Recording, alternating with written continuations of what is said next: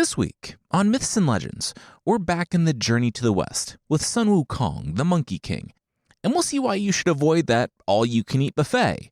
That seems like it's just a bunch of demons on a mountainside. Because it's actually just a bunch of demons on a mountainside. The creature this time is why you shouldn't steal your brother's horse on a Sunday, because the punishment in no way fits the crime.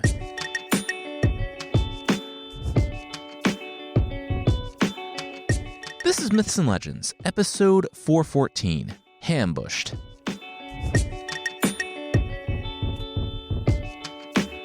This is a podcast where we tell stories from mythology and folklore. Some are incredibly popular tales you might think you know, but with surprising origins. Others are stories that might be new to you, but are definitely worth a listen. We are back in the story of the Journey to the West, where we follow Xuanzang, the human monk who is tasked with retrieving holy scriptures from the Thunderclap Temple in the west. Since the road is impossibly long and dangerous, he was granted 4 guards, essentially monsters on a redemption arc, for his trip. There was Sun Wukong, the Monkey King, a superpowered monkey who turned against heaven and nearly won hundreds of years prior. He was imprisoned and granted to Xuanzang as a bodyguard, and he can create doubles for himself from the hair on his back, as well as use his shape-shifting rod. There's also Pigsy, a stinky, appetite-driven pigman who fights with a rake, and Sandy, a dour indigo sandman. There's also their horse, which is actually a dragon, but who almost never leaves the form of a horse. And we'll catch up to them back on the road, as always, seeing some very clear signs ahead.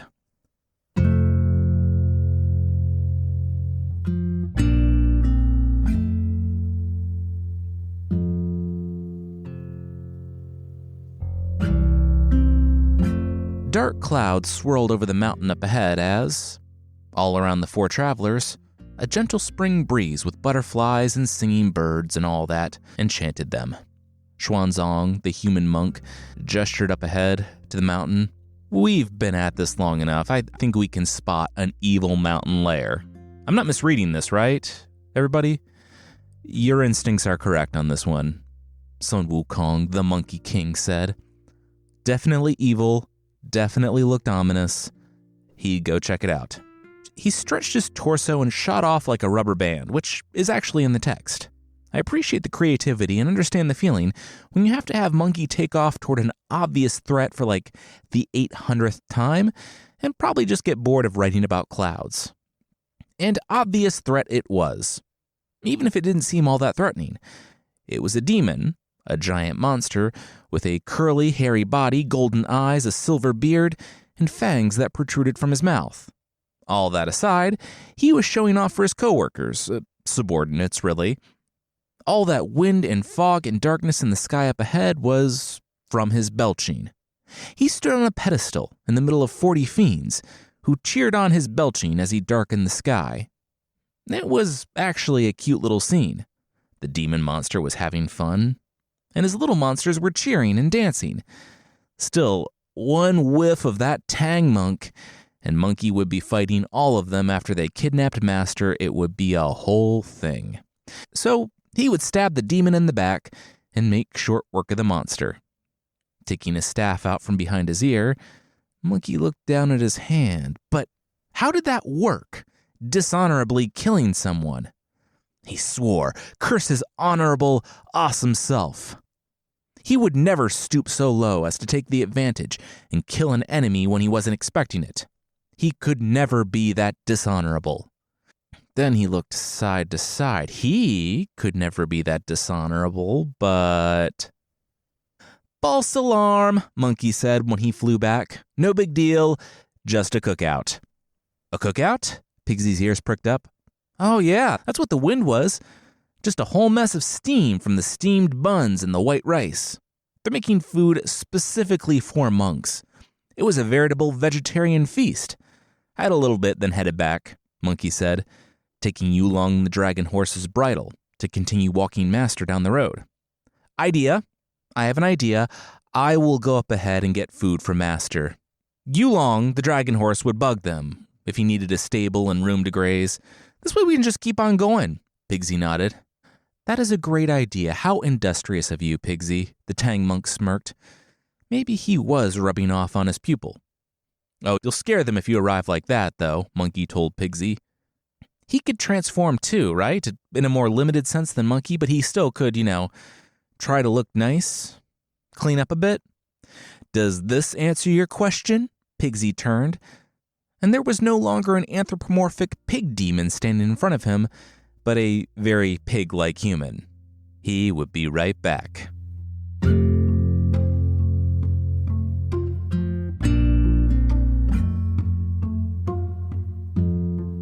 Villagers, please, one at a time. Pigsy held up his hooves. Whoops, then transformed them into hands. I'll eat at all your houses, since you're all so eager to feed monks. Pigsy was not one for reading the room or the mountainside packed with hungry demons. He walked right into the circle of the cheering fiends and asked when they would eat. It was just them now, as the boss was out of belches and went back home. There was, presumably, a bit of back and forth, where the demons thought that they were talking about eating him, and he thought they were talking about eating the white rice and dumplings that were not present at all on the mountainside full of demons. So, no rice, Pigsy said. Correct, the little demons said. No dumplings. Also correct. And you don't feed monks? The demons nodded. Yep, almost there this time. But eat them. They pointed. Yep, there it was. He got it. Wait, Pigsy said as the demons closed in, and the shadow of their boss, who had been retrieved in the interim, grew over him. Yes, the demons' mouths watered. There isn't rice here at all? They groaned and swarmed him.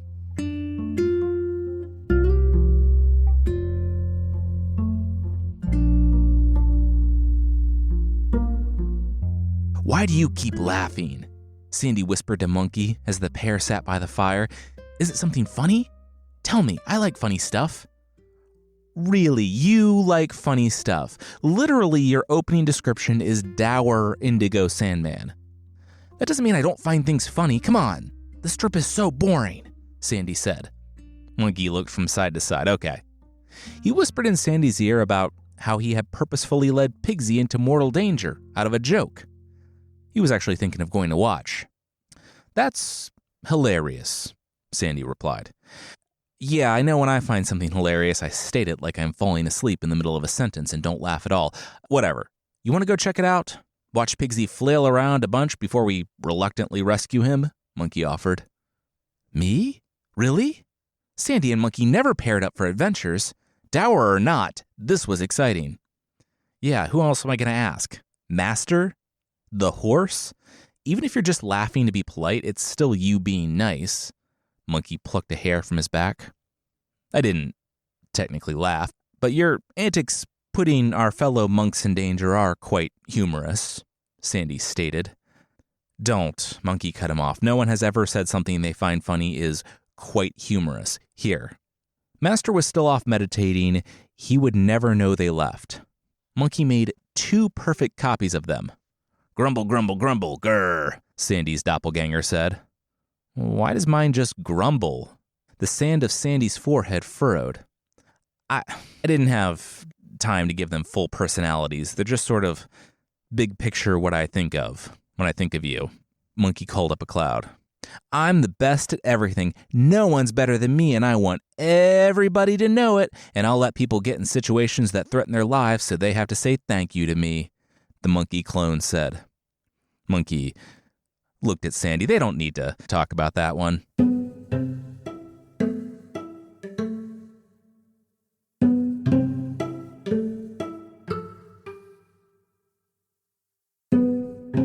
Older brother, Pigsy cried out. There was some foul trick at play here, some test. The villagers weren't giving the rice willingly, but making the monks go through trials for it.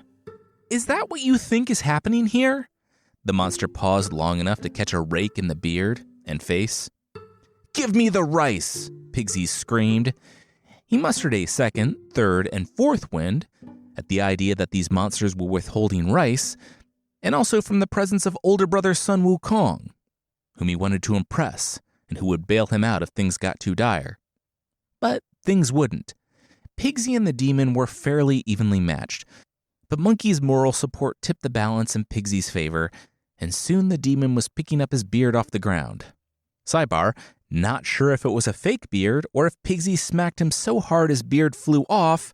Regardless, Pigsy won. When they returned, the monkey clone was NPC walking directly into a rock wall, but doing it so the walk animation remained the same, as if he was just walking normally. The Sandy clone went full The Sims and was off in the forest doing something completely unrelated. Monkey recalled them both. "Why are you snickering?" Pigsy demanded of Monkey as Master rose from his meditations. "I don't respect you. I think you're a walking joke. Your very presence on this trip is both humorous and shameful to me," Monkey replied. Same thing he said to Pigsy every morning. "Oh yeah," Pigsy said, then looked. "Hey, why was Sandy snickering?" "No, he's not." Monkey stepped in between them.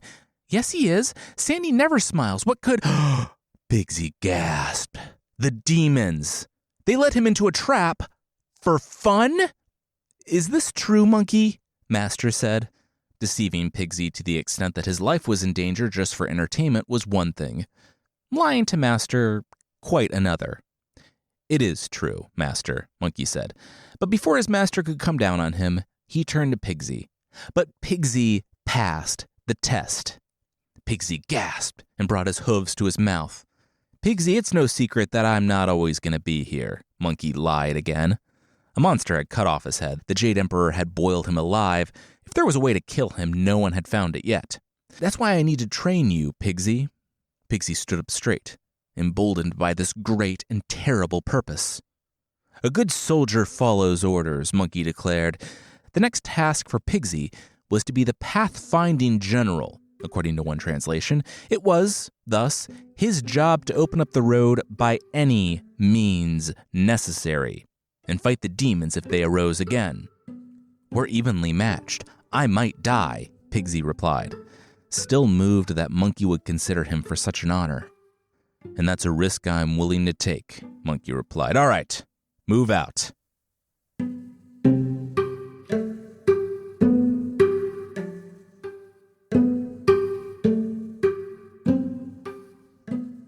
We'll see Pigsy make good on his position and meet a demon who actually gives some very good, very hard-won advice, but that will be right after this. We just got back from vacation, and it was long, which was great. We also got back to an empty fridge, which was not. I was hit anew with just how annoying meal planning and grocery shopping is, and, oh, this veggie was bad, or this ground beef was actually brown and smells like old fish, and looks like it's super expensive and bad for us food delivery again. But really, imagine having fresh ingredients and chef-designed, step-by-step recipes delivered right to your door. And then stop imagining because that thing exists. It's called Home Chef, and it's awesome. They have it all, too. Classic meal kits with pre-portioned ingredients, quick 30-minute recipes, microwave meals, oven-ready options, a dedicated family menu. They have over 30 options a week, and everything you need for hassle-free, amazing dinners. Users of leading meal kits have rated Home Chef #1 in quality, convenience, value, taste, and recipe ease. Save time, save money, and eat better. For a limited time, Home Chef is offering my listeners 50% off and free shipping for your first box, plus free dessert for life. Go to homechef.com/legends for 50% off your first box and free dessert for life. homechef.com/legends. Must be an active subscriber to receive free dessert. This podcast is sponsored by Packagen.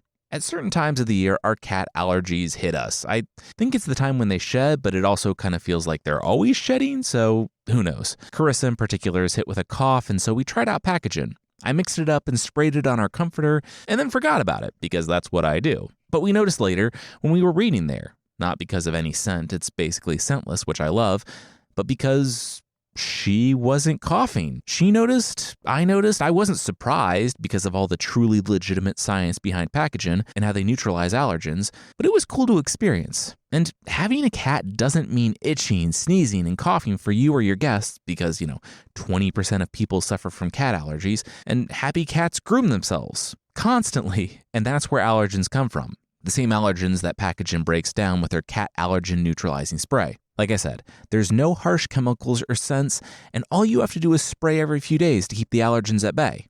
Like us, 97% of Packagin customers feel relief and breathe easier around cats. Your pets aren't just pets, they're family. So get the relief you need with Packagin. Head to packagin.com/legends and use promo code LEGENDS for 15% off your order, plus an exclusive gift for our listeners at checkout. That's PACAGEN.com/legends for 15% off plus an exclusive gift. Make sure you use my promo code LEGENDS. One last time, that's packagin.com/legends and promo code LEGENDS.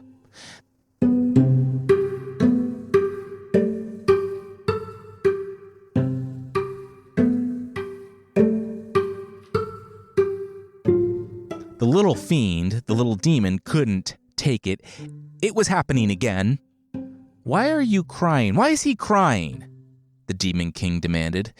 The fiend wiped his eyes. He supposed he was crying. Looking up at the demon, he said he was crying because this is exactly how it happened last time. When, at the Lion Camel Cave, his master, the demon there, learned that the Tang monk was traveling through their region. That just a bite of the Tang monk's flesh could greatly lengthen someone's life, bordering on immortality. That he was guarded by 3 monks. That the demon thought he could win. The little fiend said that his new master might be able to take the pig and the Sandman, but the entirety of heaven took on Sun Wukong and lost, just like his old master. An image flashed of his old master lying unconscious and bloody, of the fiends that remained in the mountain lair rallying for a final stand, and the screams, whether crushed by the waves of sand, torn with a rake, or shredded by a spinning staff, his friends, everyone he had ever known, died in that cave. He only survived because he ran, squeezing through a crack in the cave wall while his best friend, behind him, pushed and knew that he would not make it. From the outside, the little fiend watched his friend's head split in half under Monkey's staff. The little fiend escaped, sprinting until his lungs burned, and then running until his legs gave out. Away from the carnage. Away from them. "Well, Sun Wukong hasn't met me," the Demon King said. He began forming a plan. "Also, can someone get this guy out of here? Him crying and saying, 'That's just what my last master said,' is bumming everyone out." The lead demon pointed.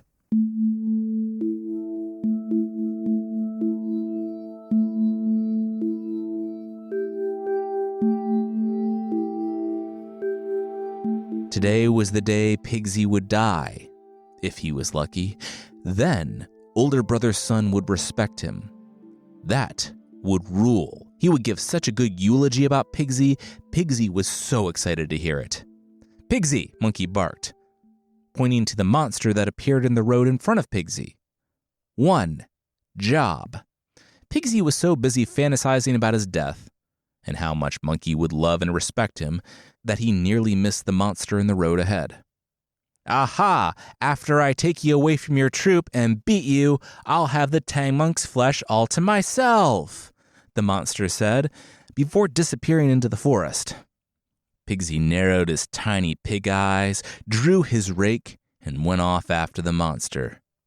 "Did that feel a little clumsy and expository?" Sandy asked. Almost like the monster wanted Pigsy to give chase. "If they were clever, they wouldn't be demons, would they?" Monkey said. Pigsy was trying to prove himself. He could handle this.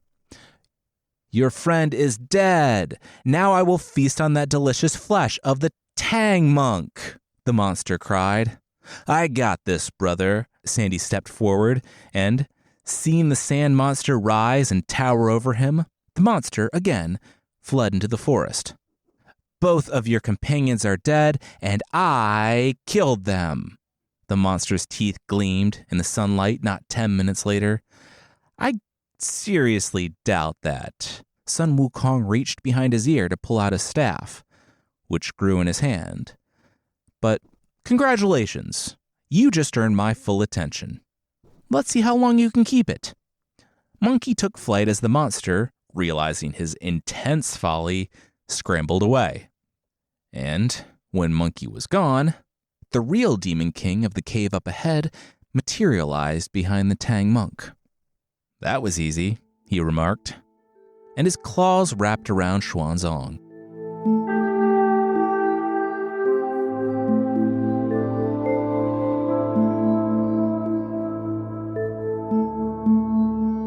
Eat him now, the little fiend cried. They had somehow captured the Tang monk, which meant that Sun Wukong was on his way, which meant that it was happening again. With respect, and not to speak out of turn like some fiends, another demon sneered at the little fiend. Ban Horse Plague Sun Wukong will be enraged if we eat his master, and he will destroy our mountain. He will do that anyway. Eating the Tang monk is the only option for defeating Sun Wukong, the fiend said. This was his nightmare. He didn't know the Tang monk and his murder posse were traveling west. He should have gone east. He's right, Xuanzang said, tilting his head toward the little fiend. You're right. They should eat me now. It's literally the only hope you have. He can snake that rod through the cracks in the bottom of your mountain, expand it, and collapse it on your head. Which he would do if we didn't have a hostage, this Demon King grumbled. Did the Tang monk take him for a fool? Yes, Xuanzang replied. You don't have to reply, that's rhetorical, the Demon King barked. Well, you are one. Apparently your storm farting show played pretty well with your audience of demons here. Storm belching, the Demon King interrupted. Should have stuck with that. Regardless, let the record show that I think you're a fool. Xuanzang sat back against the rock. A little stenographer fiend set to work recording the words before the Demon King crushed him with a club and ordered the Tang monk taken to the dungeon to await his companions losing interest and leaving. That's not going to happen, Xuanzang called out. Getting me to the west is the only chance they have at redemption. Then he looked to the little fiend. Oh, that's right. Aren't you going to wash me and prepare me for cooking? The Demon King thought about it. Yeah, actually, that was a good idea. The little fiend's face melted in despair. This was exactly like last time. Getting captured by demons is like the only time I get a hot bath anymore, Xuanzang said. Did they have any of that lavender soap? He heard it tasted really good after he was cooked, that's all.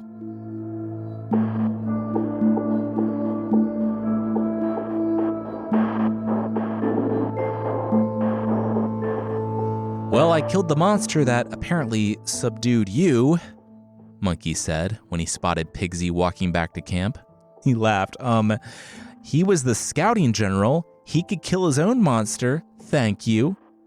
Hey, I killed your monster for you. You're welcome, Sandy said, emerging from a patch of leaves. What's Brother Sun doing here? Monkey stopped. So they each killed the monster. The other two nodded. Yep. So there wasn't one, but three, Monkey said, and didn't take a moment to wait for their answer. Calling up a cloud, he took off into the sky to confirm his worst suspicions. Their bags were there, as was Yulong the dragon horse. Master, however, was gone. Pigsy and Sandy parted the leaves a few minutes later to see Pilgrim's son crying.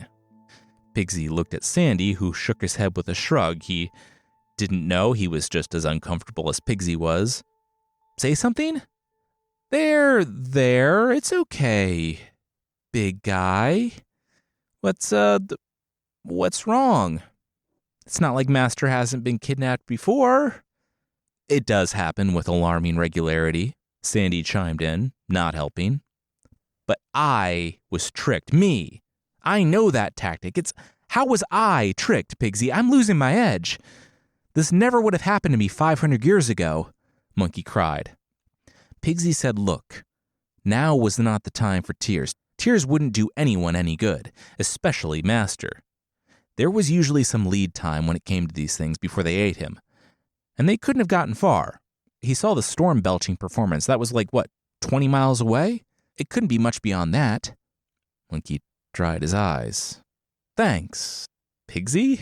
Pigsy was on a rare streak. After comforting Monkey, he was proven right when, less than a mile from where Monkey spotted the Demon King belching up a storm, they spotted the door to the cave dwelling under an overhanging cliff.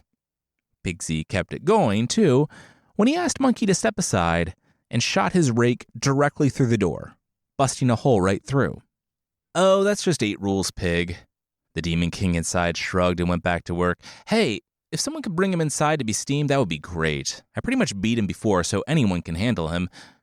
We're really only worried about the monk with the hairy face. Pigsy said no one talked to him with such disrespect except for Monkey and sometimes Sandy. Pigsy, Monkey stopped him, stepping up to the doorway. Thank you, Monkey said. You're a good friend. I can take it from here. No need, one of the demons from the cave said. Your master is dead. You have failed.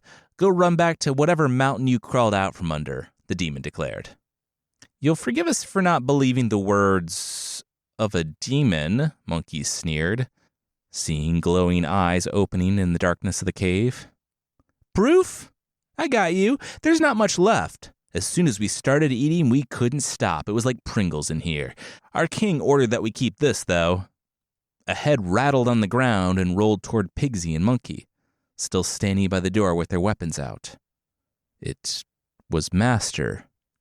Pigsy screamed and recoiled while Monkey squinted. Nice fake, Monkey said, picking up the head of his master. It's not a fake, the demon replied. Oh, for sure, it doesn't look like one. Whoever did this is an artist, but the giveaway was the sound it made when it hit the ground. Severed human heads do not sound like that when they hit the ground, Monkey smiled, and then looked over to a confused Pigsy. How do you know what severed human heads hitting the ground sound like? Pigsy asked. Oh, did it thud with like a meaty splat? Sandy materialized behind Pigsy at the mouth of the cave. No, it rattled, Monkey laughed. Wow, rattled, really? Amateur hour over here. The sand monster shook his head. Here, check it out. Monkey threw the head down and it rattled. I personally am extremely grateful to never have seen a real human head hitting the ground, but even I know that rattling is extremely counterintuitive. Pigsy, though, was still really put off by this conversation of just how knowledgeable his monk brothers were of human death and dismemberment, and how many times they were throwing this head on the ground to hear the rattle. Monkey, to his credit, did see Pigsy's anguish and pivoted. Master's alive, yay, he said, saying a spell and cracking the head to reveal a willow root. While all this was going on, the demons were scrambling and, almost as soon as Monkey cracked open the false head, they all heard, well, a meaty thud. Monkey, Sandy, and Pigsy looked with growing horror at what just rolled out of the cave. Okay, now that's what a head sounds like, Monkey said at what appeared to be their master's head.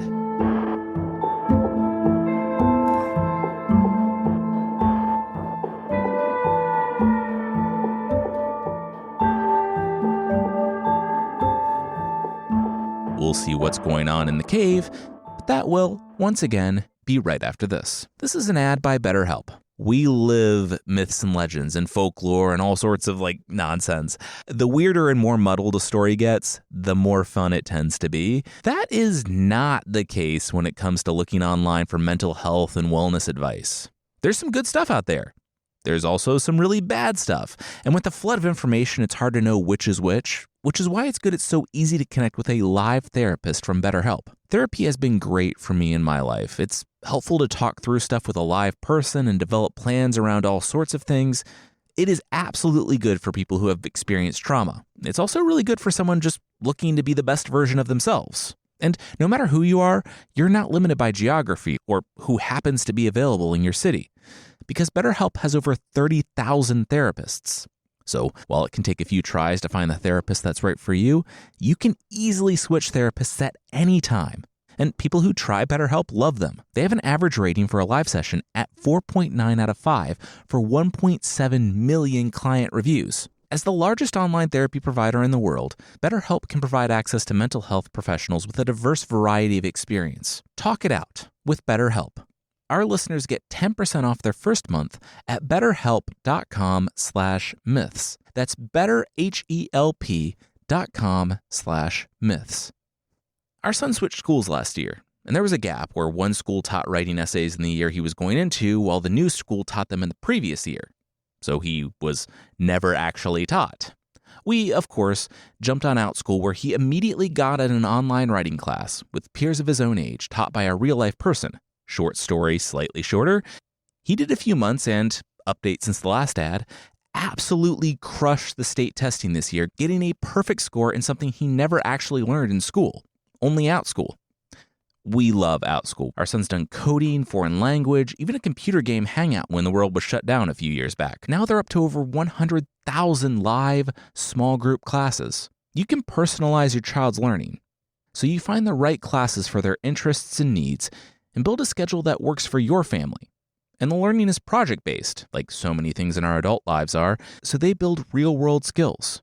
If you want to try OutSchool, you can get your family's first month for only $1 for a limited time when you use my link, outschool.com/legends. OutSchool has been a game changer for our family. This new membership exclusive discount is only available when you go through our link and use code LEGENDS.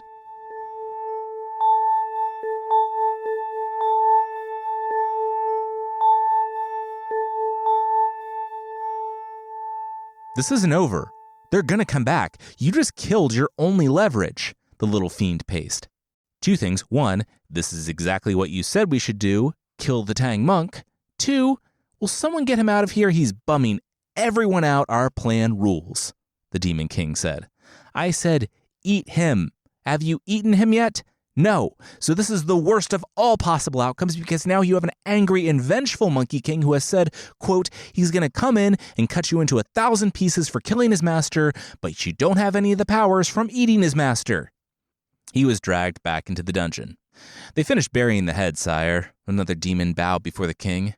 They piled stones over the grave and planted some saplings so it can have shade. It was sweet in a tragic, sad way. They heard the boom of the rest of the front door explode. Also, they're out front now. The Demon King of the South Mountain rose. Well, he would just have to go see son Wukong.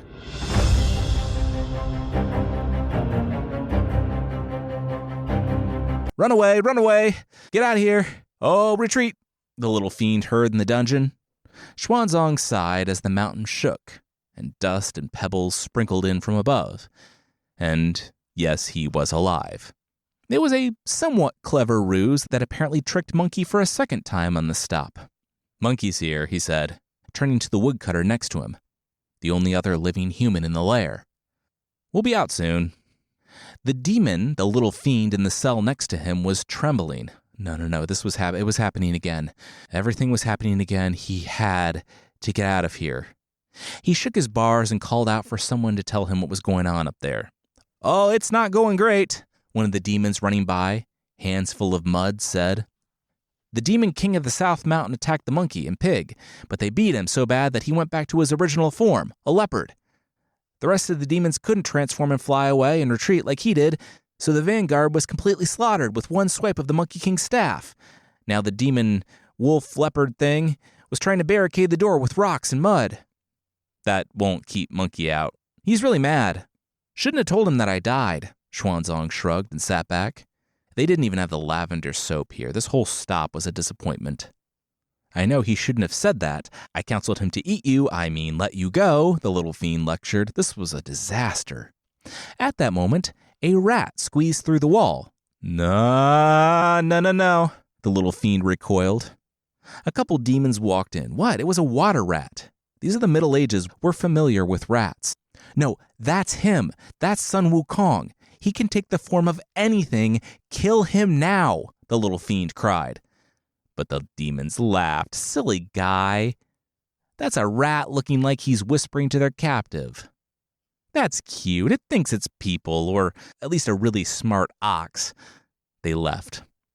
Monkey, please, you're going to have to speak up. I can't hear you. It's just squeaks, Xuanzang said, and Monkey transformed. Also, you stink and... Oh, you're crying. Monkey threw his sewage-soaked arms around his master. He actually legitimately thought his master was dead. He came in via the sewer that passed through the skinning pavilion, where probably not countless human corpses hung and were being turned to jerky. "One is too many," the woodcutter imprisoned alongside Xuanzang said. "Thank you, prisoner obvious," Monkey said, and then shook his head. That insult didn't work that way. He told his master to stay put. Monkey would make sure no harm came to him. Well, no more harm. He transformed into an ant and crawled through a crack in the wall. "Those doofuses are mourning ahead." Another little demon laughed very confidently for someone who had to pile mud at the front door so the people trying to kill him, and who already killed so many of their friends, couldn't get in. The little demons inside, however, were more focused on recipes. All they had to do was wait for the monks to lose interest, and they could dice up that Tang monk and pan-fry him with some star anise and some Sichuan pepper. "Are you joking right now?" Another demon stepped forward out of the group. "We should steam him.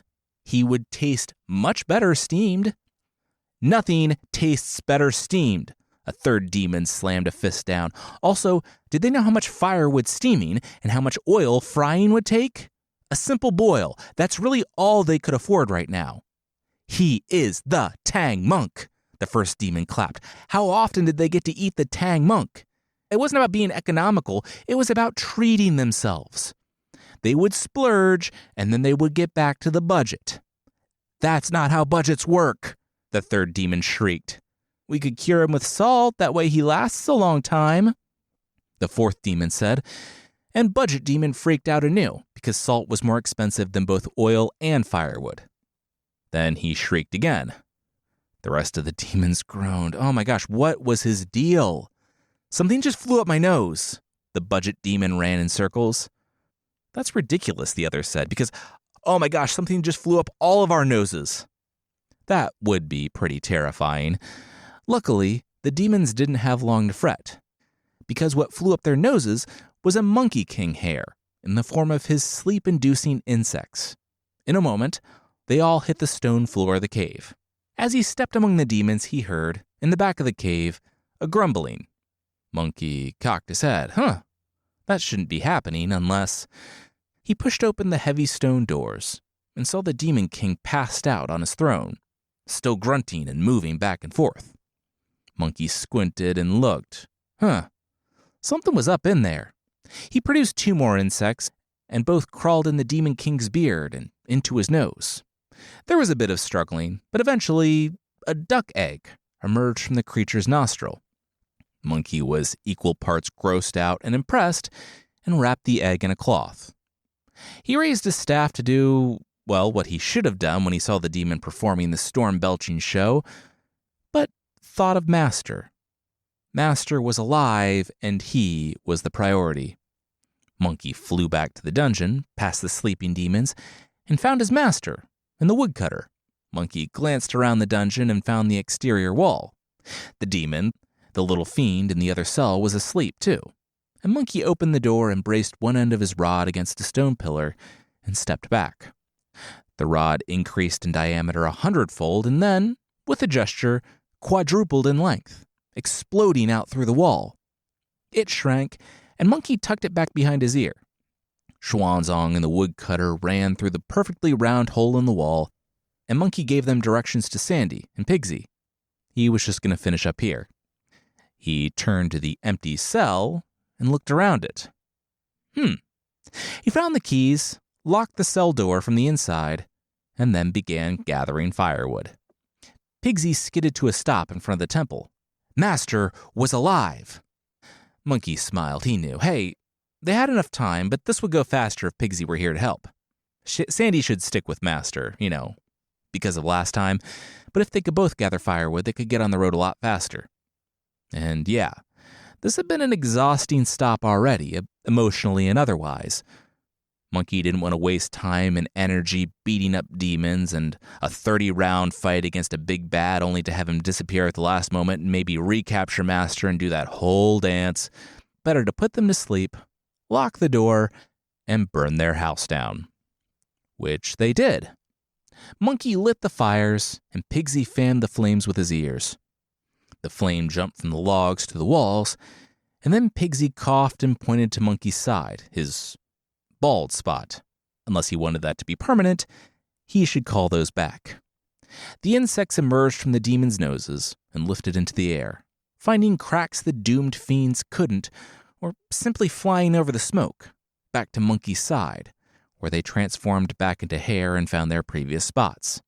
Inside, the demons began to despair. Some gave up, others found the locked bars of the jail cell, and still more frantically tried to pull the stone and mud away from the door, disassembling the barricade they themselves just set up. The walls they built to keep the Monkey King out were now sealing them in. Black smoke rose into the sky long after the cries stopped, and Monkey stood there with Pigsy, watching it, saying that they should actually write this method down. It was super efficient. Pigsy said there was dinner at the woodcutter's house, his family's way of saying thanks for rescuing him. They wouldn't quite understand how much the woodcutter's life was worth, but Pigsy would show them by eating all their food. Monkey told him to go ahead. He had another stop to make before dinner.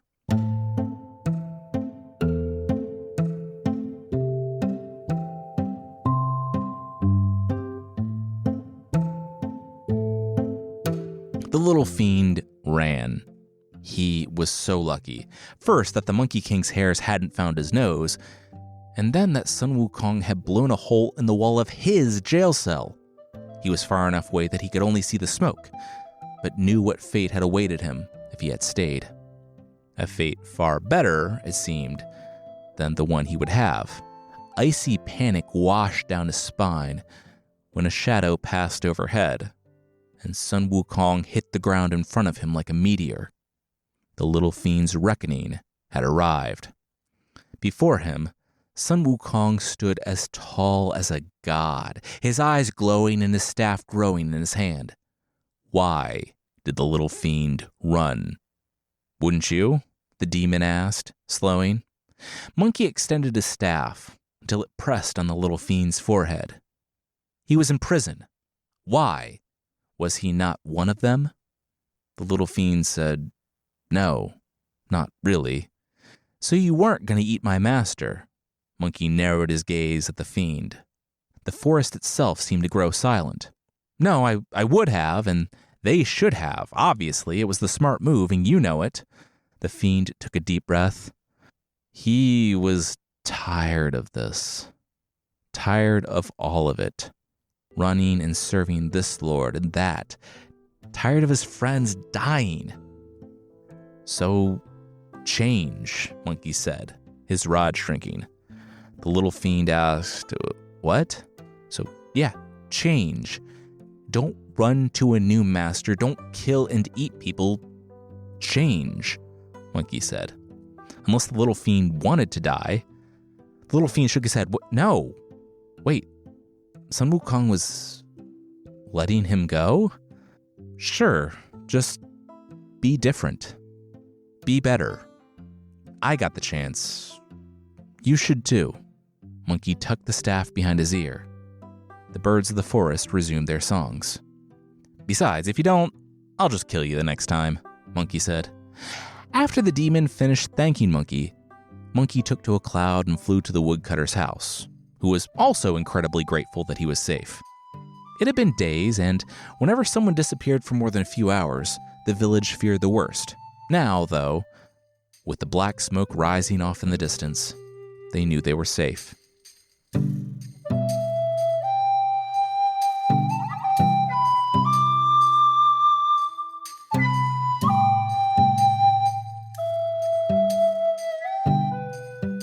As the Tang Monks group continued on, him atop Yulong the dragon horse, with Pigsy and Sandy walking alongside and Monkey behind him, Xuanzang said, "Oh, he should tell Monkey something."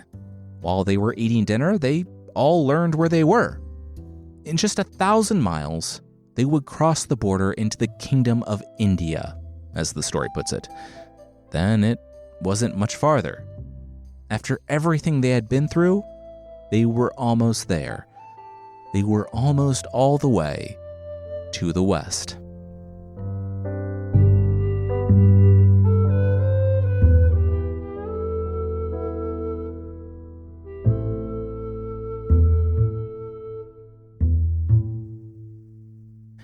call 1,000 miles getting close underlines just how far the trip to the west really is. We are nearing the end, though, but there are still several episodes before they finally make it to the Thunderclap Temple. In 2 weeks, we're back in the stories of Aesop's fables, and we'll see how many creatures can die and or learn life lessons on a donkey's trip into town. If you didn't know, fictional's back. Last week marked the halfway point of the season with a return to the stories of Sherlock Holmes and how the famed detective might be losing his edge. Unless everyone in the world but him is wrong. But when has that ever happened except always? If you'd like to support the show, we really appreciate you listening and telling people about it, writing in and following us on social media and joining the Discord. If you'd like to support it financially, we have a membership on the website and Apple Podcasts, where you can get ad-free and bonus episodes. There are links to everything in the show notes. Thank you so much.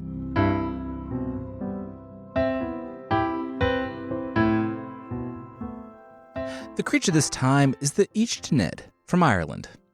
Now, stealing your brother's horse is bad. I wouldn't know. I'm not sure my brother has ever ridden a horse. I know he definitely doesn't own one. But while grand theft equine is a crime, I do think that the punishment should fit the crime. An eternity riding around on the ocean, with the fire from the Ichtaned searing your thighs, and I mean, let's be real, probably everything else in that area, I don't think that's fair. But that's the Ichtaned, the fire horse. Now, a lot of horses in Celtic mythology love to play their tricks on humans. They also love to stretch the definition of the word trick, because their fun includes dragging humans to a watery death and or consuming the body. Not a great time. For the human, that is.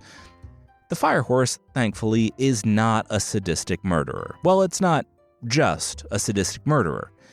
He's a sadistic murderer vigilante, because when he thinks people might be stealing others' horses, he'll sneak in among the herd, not on fire, of course, not yet, and wait for the thief to jump on that beautiful horse. When they do, they've sealed their fate and seared their skin, because the horse will ignite and bolt. Taking off across Ireland had to be an agony, which was what happened to the horseman in the story The Voyage of O'Cora, when travelers found a man riding a flaming horse on the waves. He rode above the waves, his legs burning, long enough to tell them his story. He stole his brother's horse and rode it on a Sunday. The story is unclear whether the man intended to give the horse back, and if borrowing without permission is a crime punishable by an eternity of burning rides on horses. The man doesn't linger to elaborate, because the only respite for the burning he has is when he's able to submerge and let all that wonderful, soothing salt water into the wounds.